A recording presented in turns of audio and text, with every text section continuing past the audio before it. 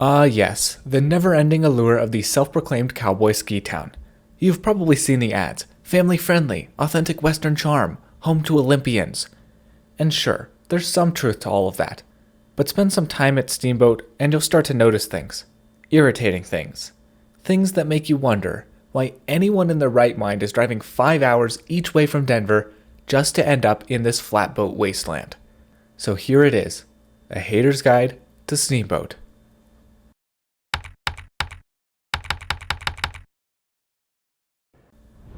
Like all bad ski resorts, the problems that plague Steamboat go beyond the actual skiing experience itself. So let's talk about the town of Steamboat Springs. You know your town's in trouble when even the freaking doctors can't afford rent. They love to brand themselves as a cowboy town, clinging to that old west image, but all I see are snow bunnies and $1,500 jackets and trust fund kids waddling around like they own the place. Meanwhile, Howelson Hill, the birthplace of American downhill skiing, sits quietly in the shadow of this commercial atrocity. Honestly, it's just plain disrespectful to that awesome little hill to have this absolute monstrosity shadowing the entire heritage of the valley. And then there's their infamous powder that I'm not going to say the trademark name so I don't get sued for libel. Just for the record, it's literally the same damn snow that you'll find anywhere else in the Rockies.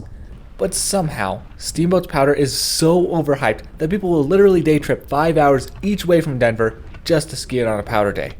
I've heard of powder fever before, but that is a straight up disease.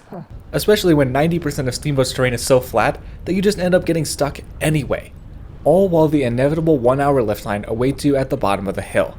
More on this in a bit. A few years ago, Steamboat embarked on a series of upgrades that they claimed would absolutely transform the resort. Well, they weren't wrong, they've definitely transformed the mountain into a bigger mess than it already was. Let's start with the Wild Blue Gondola, a project that was destined to be an absolute disaster from the moment they named it. Wild Blue, huh? Yeah, newsflash, Steamboat. Both of your gondolas, parked right next to each other, are freaking blue. Great job, guys. Nothing like confusing everyone before they've even left the freaking base. And while we're at it, what's the point of spending $50 million on a base to summit gondola if you're not even going to spin the thing on the busy mornings when everyone and their mother wants to go straight to Morningside? Y'all are more incompetent than the average skier on the Sunshine lift. Seriously, you spent all this money on this stupid flashy new lift when it could have been way better spent upgrading Morningside and Sunshine. Unlike Wild Blue, which at least had some merit in concept, Fish Creek's annexation was just a terrible idea from the get-go. Congrats, Steamboat. Way to piss off half the locals who considered it their sanctuary and replace them with thousands of Jerrys sideslipping their way down. All that pretty new signage, and yet Fish Creek is still Jerryland Central. Shocking. Everybody thinks they're an expert, until they're faced with this. Sure, they did technically make it down, judging by the conga line of them blocking this traverse out. And, of course, none of them can be bothered to move out of the way for the people who actually belong there. Side note, can we please take a moment to recognize the sheer stupidity of the line names in Fish Creek? Endless Gully? Ultimate Glades? That actually sounds like a 6-year-old naming their backyard bike trails. Honestly, outside of Fish Creek, the terrain at Steamboat is truly second to none when it comes to being absolutely pathetic. One of our viewers said it best, "If you dream of a catwalk, have I got a place for you?" Absolute poetry, brother. Literally all the greens here are glorified roads, except the one in Sunshine, which I call the graveyard because there are literally bodies scattered everywhere. And if you think the night skiing experience will save the day, pun intended, well, have I got news for you. You get 3 icy, crappy runs off Christie Peak, all while they're already spinning the gondola at night for the stupid overpriced restaurant at the top. But I guess throwing a few lights on Heavenly Days is just too much effort for Alterra. Probably too busy spending $500 million to double Deer Valley's size at an elevation more conducive to kayaking than snow sports instead. And now, we get to the bane of my existence, Morningside. I can't hold it back anymore. I have been to a lot of ski resorts at this point, so just believe me when I say Morningside might be the single most boring, soul-sucking pod that I've ever skied, period. The terrain here makes North Star and Keystone look like frickin' Silverton. And yet, somehow, it draws the most insane crowds on a POW day like it's the second coming of Christ.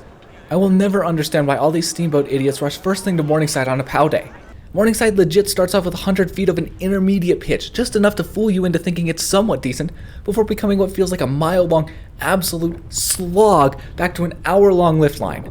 And these people, they keep doing it. Over and over and over. Lines at Morningside never die down throughout the day, like moths to a flame, because they truly have nothing better to do. I truly cannot comprehend why people are so drawn to Morningside when it is, without a doubt, the single worst pod on the entire mountain. And, in true Hater's Guide fashion, let's roast the trail names in the Morningside pod. Alarm clock, wake up call, rooster. Yeah, even with those things, my ass is still falling asleep after each run. Frying pan. Funny you mention that. That's exactly what I want to smash across my face as my sanity withers away with each lap here. Cheesy grits, biscuits, gravy. Am I at a ski resort or a freaking Denny's? At least there, the hour wait is actually worth it. Hotcakes? Okay, that just sounds plain wrong, but I kinda like it. Anyway, moving on. The funniest part of it all is that Morningside is somehow marketed as Steamboat's only above treeline skiing. I don't know about y'all, but does this look like bowl skiing to you? I'd like to finish this thing off with a little story. A couple seasons ago, I broke my jaw. In lieu of skiing, I requested to shadow some of the Steamboat higher-ups. They were absolutely amazing about it and allowed me to. And it was there I learned the most mind-numbing piece out of all of this. Take a guess which department runs the skating rink. At least back then, it was lift ops. So if that doesn't sum up the sheer logistical nightmare that this 10th layer of hell presents, then you keep on shredding the most overhyped mountain in Colorado. Ignorance is bliss, they say, and for that, y'all should be forever grateful.